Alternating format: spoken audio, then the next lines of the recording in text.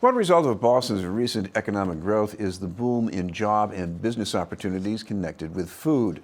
One of the pathways to those opportunities is a free program offered by the nonprofit Community Servings. To tell us about its Teaching Kitchen program are the organization's executive director, David Waters, and one of the program's graduates, Clifton Braithwaite. Thank you both for being with us, and congratulations, Clifton. Thank you, sir. Great to be here. I want to start with David because I described, teaching kitchen, but, go back to the origins of Community Servings. This is about the people you're cooking for, preparing food for.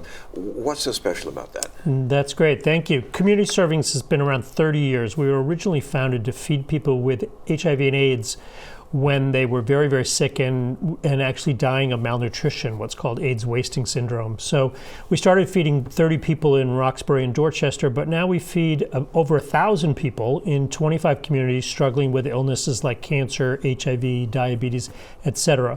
All the food comes out of our kitchen in Jamaica Plain and is tailored to their particular medical needs as well as feeding their families.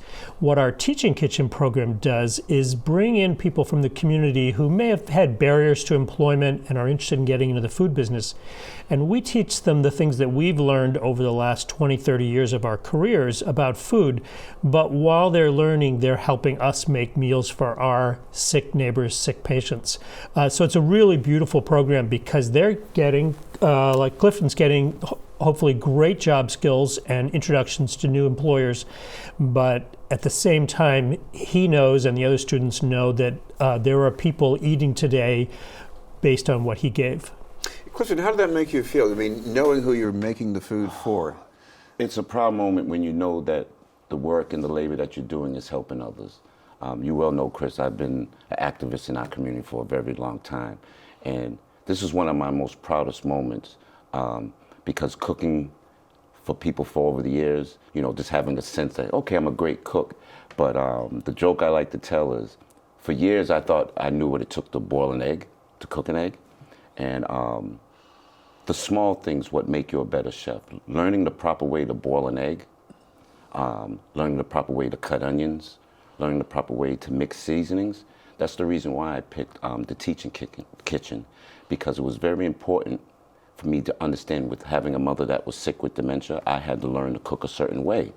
So my friend Stan Jenkins, who graduated the class, I believe about 3-4 years ago, suggested that I would to go there, but the timing wasn't right.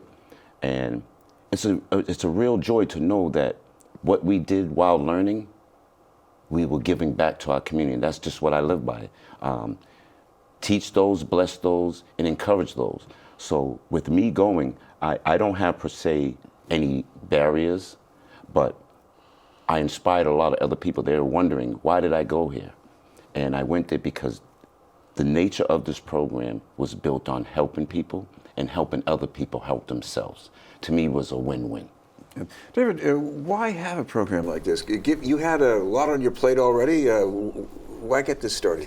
Yeah, there's two pieces to it, Chris. The first is that in order to do what we do, make 2,000, 2,500 meals a day from scratch, it takes a lot of hands. So we bring in volunteers from the community, kind of all walks of life, to help us volunteer in our kitchen. And maybe some of you viewers have been to help us or would like to come help us in Jamaica Plain. But we all can do it together. Along the way, we've had a lot of volunteers from challenged backgrounds. They were newly in recovery or recently out of prison or something like that.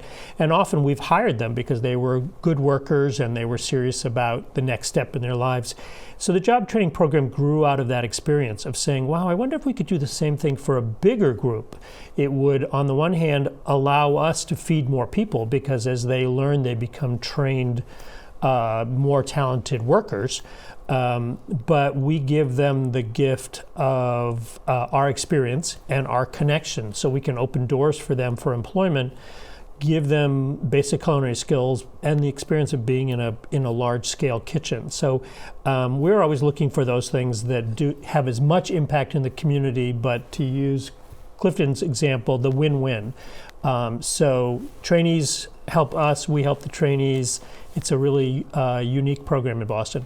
This is BNN News. We're talking with David Waters of Community Servings and one of the graduates, Clifton Braithwaite. Clifton, what was it like in that setting when you were with all those people that David described? It was wonderful. It was very humbling. And what I mean by humbling experience, sometimes you think you know something, but you really don't know anything, and it takes a while to grasp. But I was able to catch on right away and be able to thank the teaching staff, the support. I mean, I don't know what the hiring rate is, but out of the 8 students, 4 of them are working, right? And to me, that's almost like a 70%, maybe 80% success rate, almost every class. I didn't per se, at this point, look for a job because there's different avenues. I want to go further in school. I want to work closely with them and learn more from Community Kitchen. That's the great thing, that you have a base, you have a family. There's somebody you can depend on. Even if I make the decision to go further in school, which I am, I know I have a family where if I need to get a 20-hour job, like just work 20 hours while I'm in school, I know I have that support. If I just need to talk to somebody, if I'm having family issues, community problems, not just me per se, but it's a connection where it never ends. I've heard of students coming back 15 years later, still the door's open to them. And my goal is to be successful, but always be a part of the family and bring back to the table. I like to steal this part from Mr. Kennedy, the president. It's not what community service does for us, it's what we can do for community service. You like that one? That's pretty good. David, the other thing is that you help people connect with potential employers. And what do you do in that regard exactly? Well, for each person graduating, they have different interests, different talents, but also maybe different constraints. You know, they if they're newly in recovery or they've had issues with alcohol in the past, working in a restaurant may not be the best environment for them. You know, there's a lot of booze in restaurants, there's a lot of stress.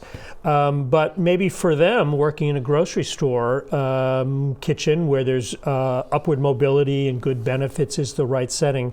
For someone else working in a school or a Head Start program, if they don't have a criminal record, maybe the right. So we're really looking for the very individual right placement for each person. We're working once they graduate. It's a 3-month program. We get them we help them to get their food license, which is a leg up. It's called ServeSafe. And then we work with them for a year to get a job. And if they lose the job, we're there to help them get the next job. And I often say, you know, to the graduates that we are now part of your fan club. And most of us don't have enough people cheering us on. So to know that the folks at Community Servings are there for you, to coach you, to welcome you back, to pick you up when you've had a bad interview or lost a job. It's, you know, people's careers don't necessarily go like this. They go kind of like this. So we want to be there to help them throughout the process. Well, it's a free program with free lunch. So if people want some more details, how can they seek that out? Absolutely. They can go to Community Servings website, which is servings.org. And the program is called the Teaching Kitchen, and there's a page on the website for that. They can also call us, 617-522-7777, and just ask for more information about our Teaching Kitchen program. We're enrolling people 6 or 8 times a year, so there's always a new class starting. Thank you both very much, David Waters and Clifton Braithwaite. Thank you.